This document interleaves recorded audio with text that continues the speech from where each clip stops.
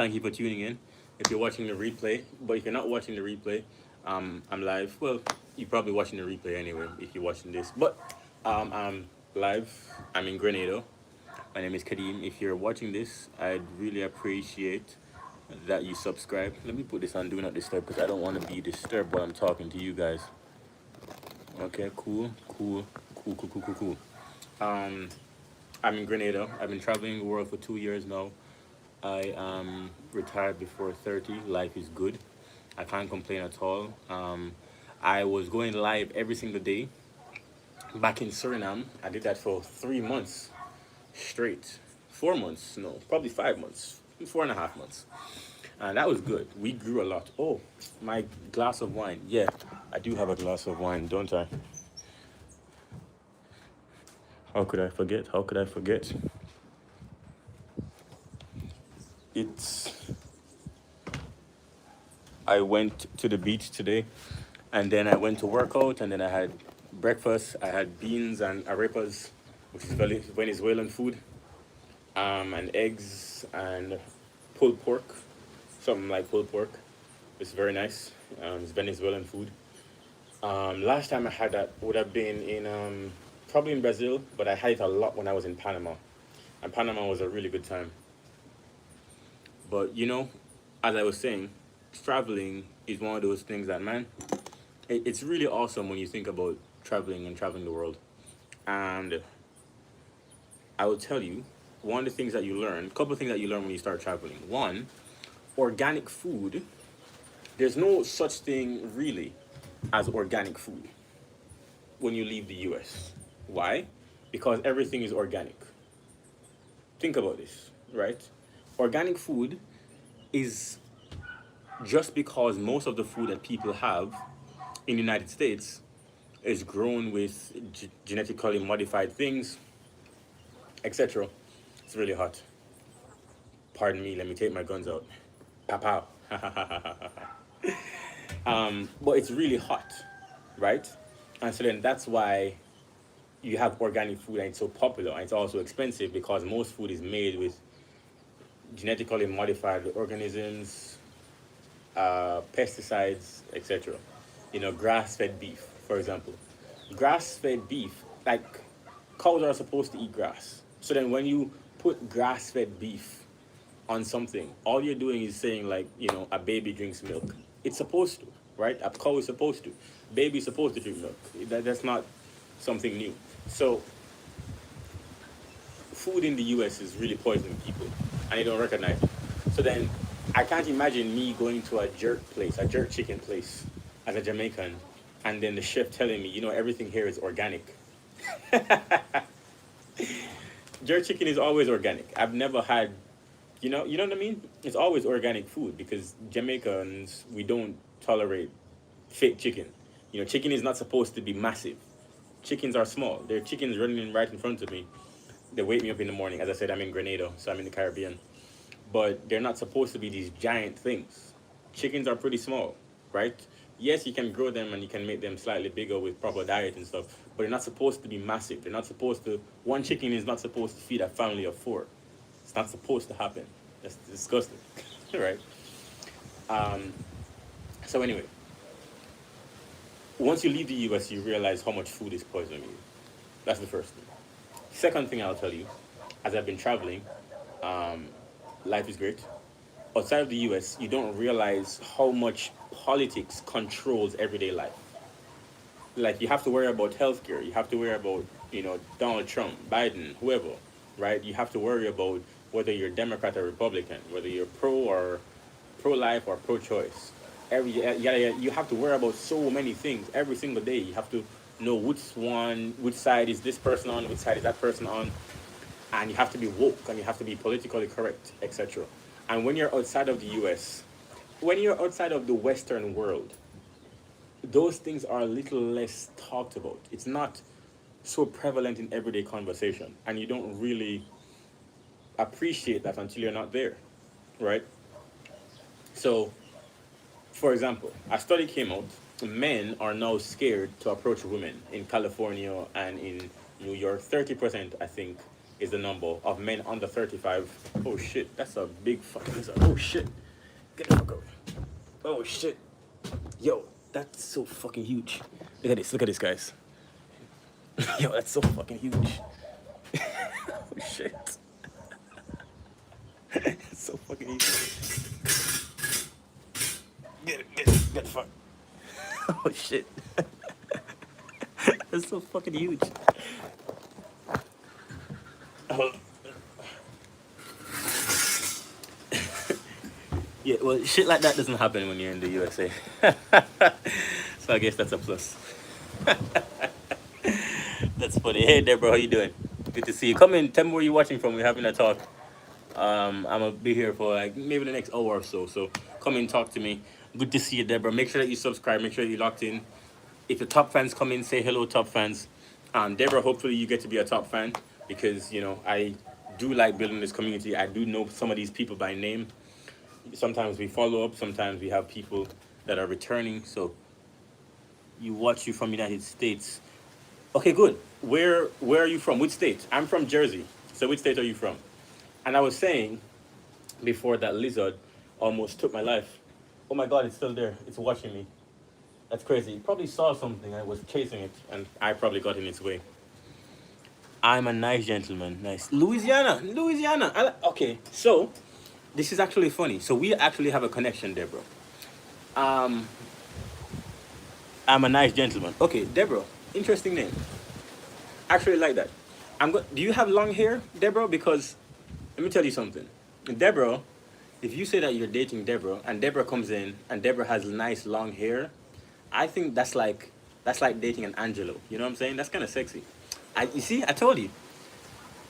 Oh, okay. But you do have long hair. I think Deborah's a nice name. I like obviously having long hair, so I'm biased.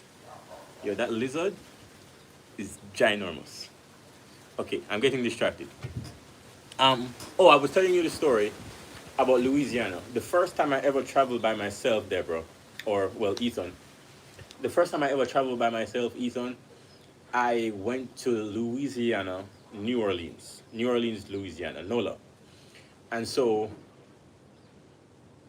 that's actually what made me fall in love with solo traveling. I stayed in a hostel. I think it's still there. It actually raised my awareness of a big business model I use today in my real estate practice. And that's how I retired. I have a lot of real estate. And so in New Orleans, there's a hostel and there's a giant TV and they had like 5 fridges and they had like 8 bathroom stalls and each room had like 12 beds. And it was the best hostel experience I've ever had. And I've never really stayed in a hostel that was that organized, that was that good. It had a foosball table. They had schedules, so like they would go out drinking at 10 o'clock and they'd have happy hour inside of the hostel from 9 until 10. Great place, man. I had friends there, met a couple of girls, It was good. Great place. And that was what made me fall in love with solo traveling. Because I've never thought that you could just meet people when you got there. It was the first time I ever went anywhere. And so if it was bad, it could have turned me off from traveling. So it was like a make or break moment for me. So thank you to Louisiana. Thank you for New Orleans. Because you honestly started this passion of mine. So NOLA, Bourbon Street, that the hurricane drink that you guys have. Oof. That hurricane drink, I got that for $10. It was this tall. So it was a glass. It was not a glass. It was like a cylinder. It was like a cylinder that was like maybe this tall, right? A cylinder, and it cost $10, and half of it was just rum, alcohol, rum, vodka, gin, whatever, and it was a mix, and you had one of that, one. That's it. That's all you needed. $10. The hurricane. You're good for the night. It was great. That's a giant fucking lizard. Sorry, I don't mean to curse, but that's a giant lizard. That's where we went for Mardi Gras. There you go. See, yeah. I went the week after Essence Festival ended. I think it was Essence Festival, but that would have been in August. I went. Yo, what are you doing, dude? Yo, I don't trust this lizard. You see what I'm saying? Because Yo, get. I don't trust that lizard. I don't trust that lizard at all. That's where we went for Mardi Gras. Right. The beads, all that, it was still happening when I was there. Obviously, because I went the week after our festival ended, it wasn't as crazy. But like on a Friday, dope. It was absolutely dope. All right, so back to what I was talking about with the political life in the USA. And as you travel, you learn that it's not right. It's not taking your everyday life. That's what I wanted to talk about, right? They're just the differences as you travel. Like right now, oh, by the way, it's Thanksgiving here in Grenada. So as I went to the beach, I saw more people than usual, and there was no buses running. And I found out as I was out there that today's a holiday in Grenada. Didn't know that. So they celebrate Thanksgiving. This is the second year ever. Think about this, Grenada.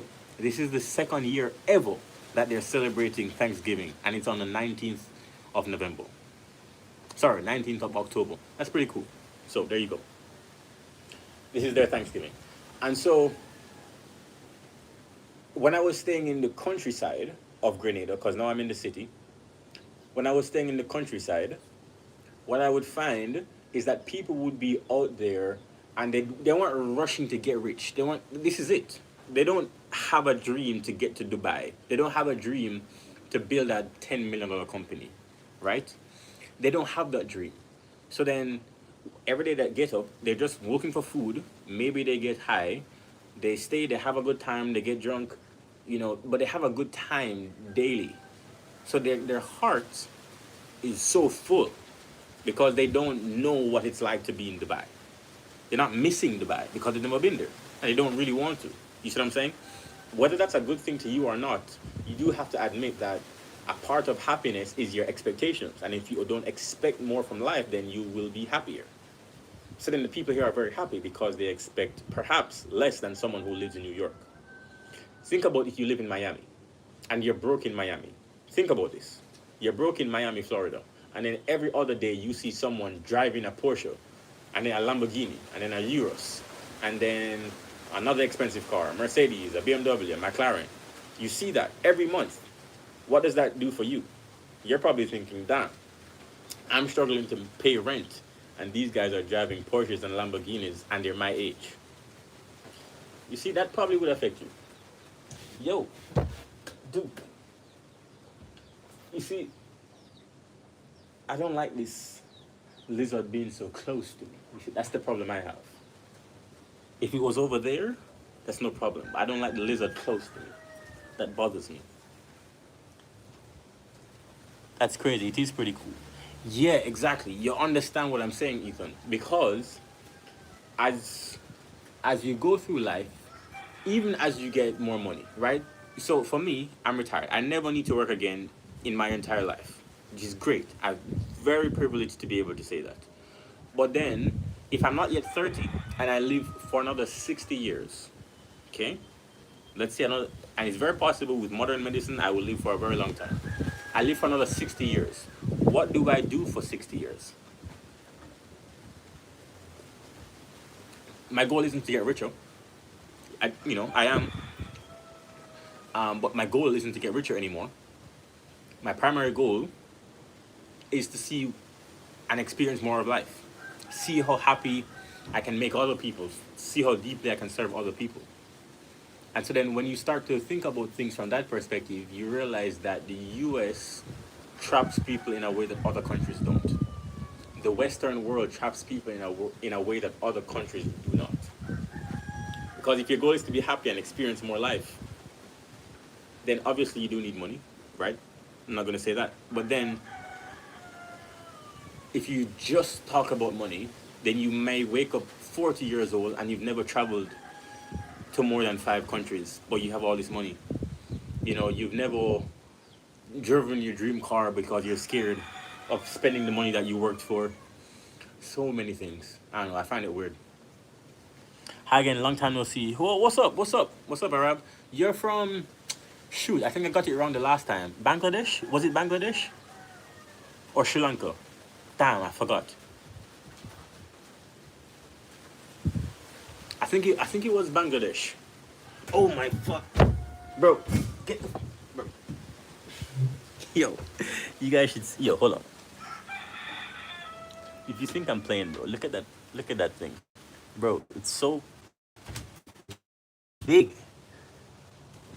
It's so big.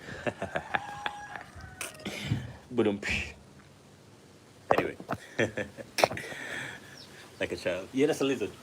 Arab, are you from Bangladesh or Sri Lanka? I forgot which one, but I think I remember you. I'm trying to remember. Yes, that's a lizard, by the way. But I'm trying to remember. I think we talked before, so I'm trying to remember if you're the person from Bangladesh or Sri Lanka. Which one is it? Oh, you guys want to see chickens? See, this is what chickens should look like, right? Chickens shouldn't be ginormous. Just regular chickens. Regular chickens, and that's the rooster over there. You see what I'm saying? And you can also hear the rooster. Where are you now? I'm in Grenada, dude. Yeah, I was on the live. Okay, cool. So I remember. That's great. See, I told you. I remember everybody who's here. Um, I'm in Grenada. I'm staying in the city. I went to the beach today. I had Venezuelan breakfast. I worked out. Today was bad day, so I did pull-ups, lots of pull-ups, like 50. And now for the rest of the day, I'm gonna do some stuff from home. This is on my list, so not that this isn't fun, but this is something I wanted to get done today. So here I am doing it, making sure that I still do stuff, right? Again, if you're not working for money, then you have to find stuff to do. Otherwise, there's only so many things you can like watch on Netflix before you get bored. I will tell you, when I first retired, I did 2 months of doing nothing just to see what it was like. And I will tell you, it was torture. Torture. I just stayed in the house. I went out for food. I came back home. I didn't talk to anybody. And I maybe went out on the weekend. It was torture, man. So I have much more fun now actually doing stuff. Much more fun. What time is it for you? It's 11:12. 11:12 in the morning. Also thought it was going to rain today, but it hasn't rained too badly, so I'm actually pretty happy about that.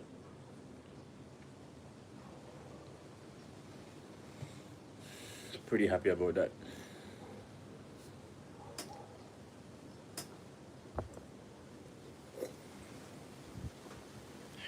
Mm. Oh dear. Mr. Stone, welcome, dude. 10:13 in the morning. Oh, you're in Louisiana. That's right. Cool. Mr. Stone, originally, I'm from Jamaica, from a third world country. Then I moved to Jersey for, I think, what would have been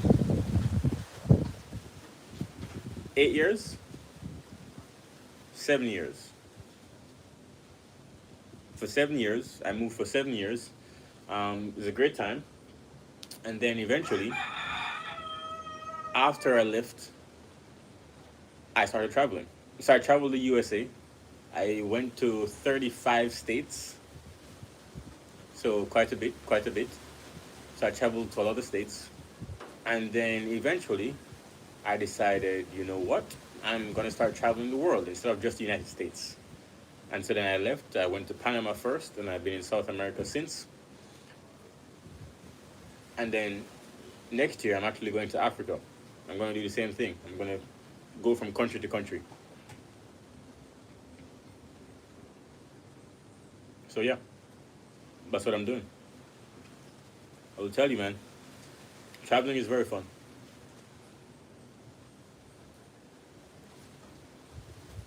Traveling is extremely fun.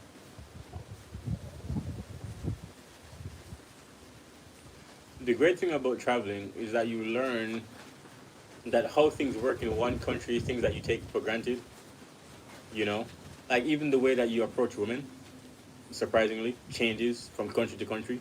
People are very forward in the Caribbean. In the USA, you can't do those things.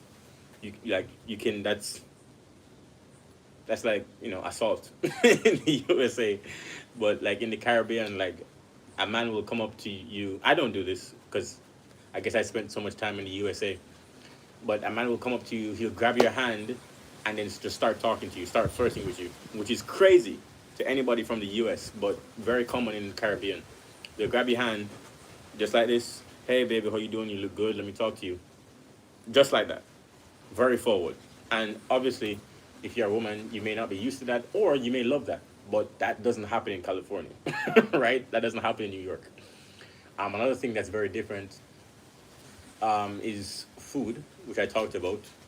Organic food. Every food here is organic. It's all from the ground. It's all great. Time, like in New York, time is very important. If it starts at 8:15, you better be there at 8:15 because 8:17 is late. Here, if it starts at 8:15, then probably 9:30 is a good time to start getting ready. You see what I'm saying? Yeah, it's very different. Very, very different life. Very, very different. But then also, all of the US isn't the same, right? So, if you go to the Midwest, you're probably going to have some semblance to what I would experience here. Because when I was in the Midwest, I traveled, I said, most of the US. And when I was in the Midwest, nothing started on time.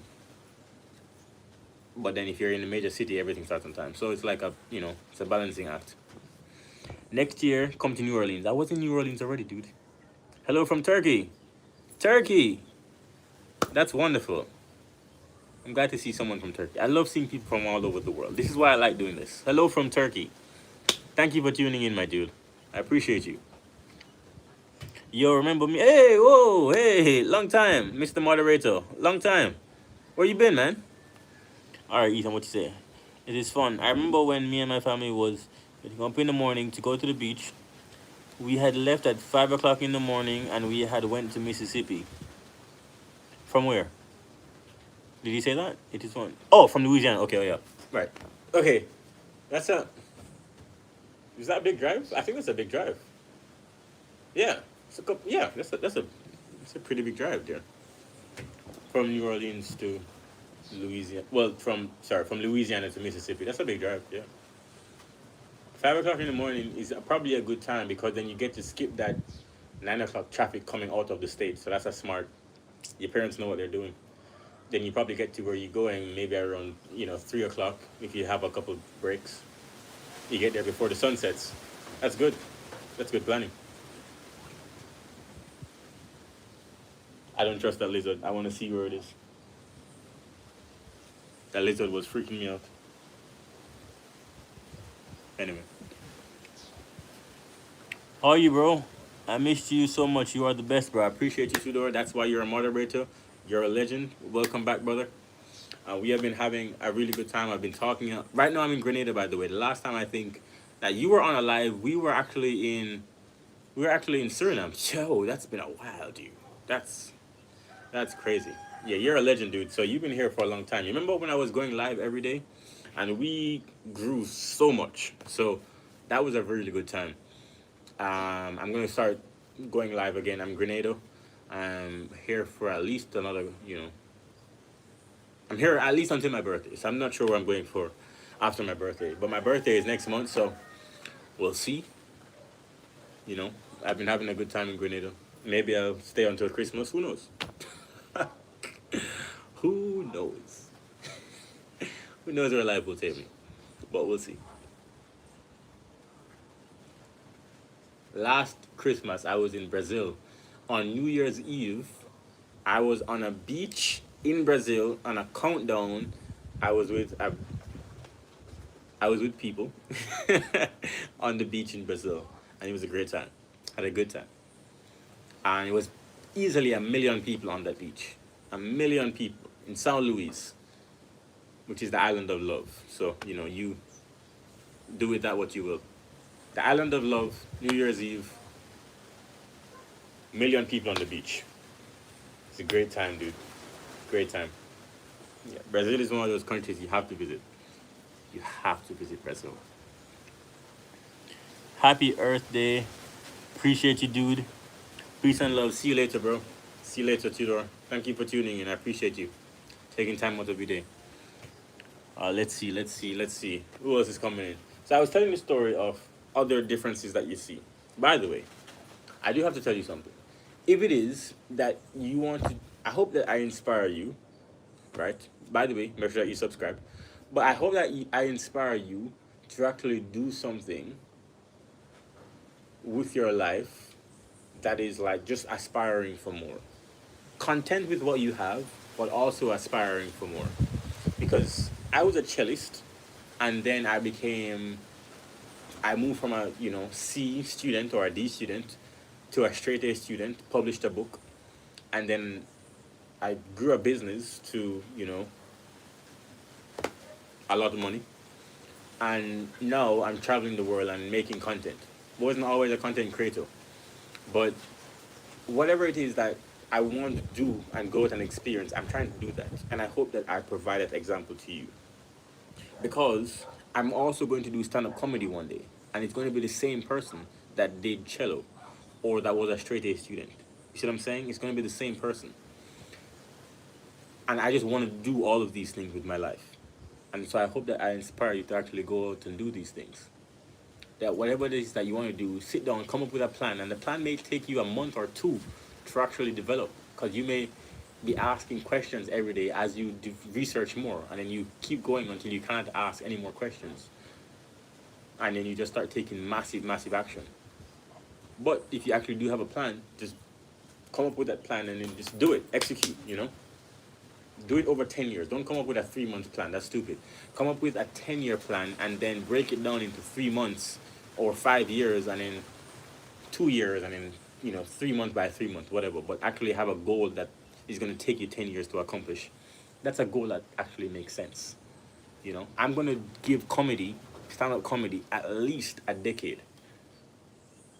Which is why I know it's probably going to be hard for me to fail. At some level, if I'm at this for a decade, I'm a pretty smart person. I'm going to do everything, use everything I've learned up until this point. Oh my God. This fly is inside of my cup.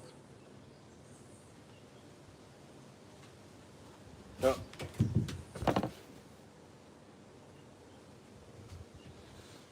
Okay.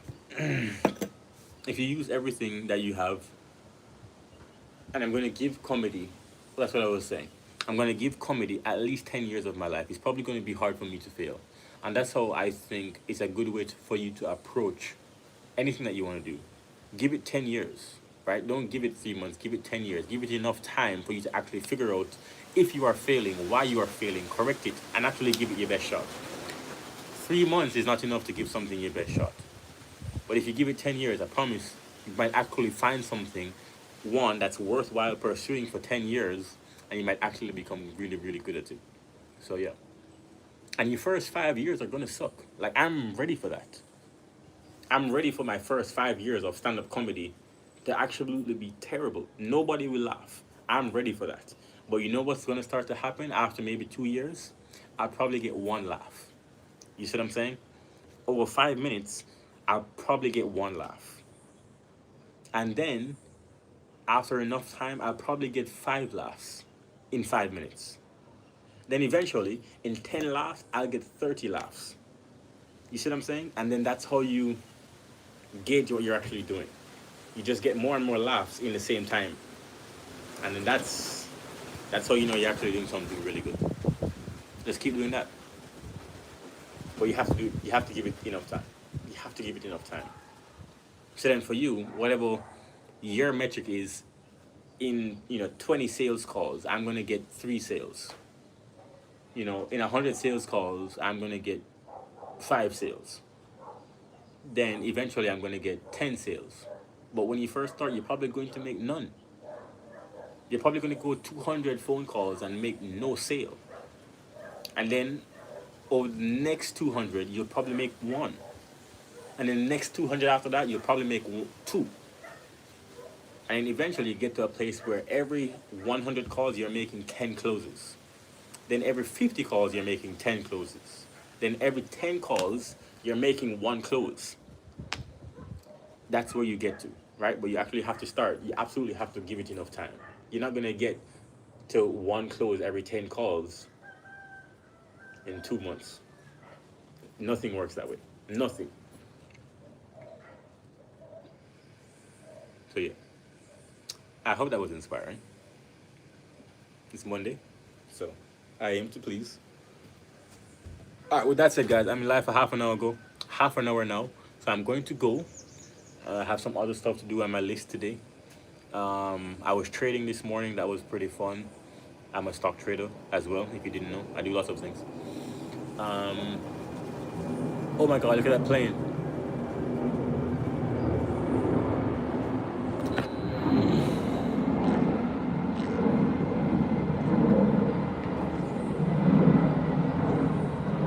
All right, anyway. Peace out, guys. So I'll see you. Have a great day. Make sure that you do something productive and make sure that you do something positive today. I'll see you guys later. Peace.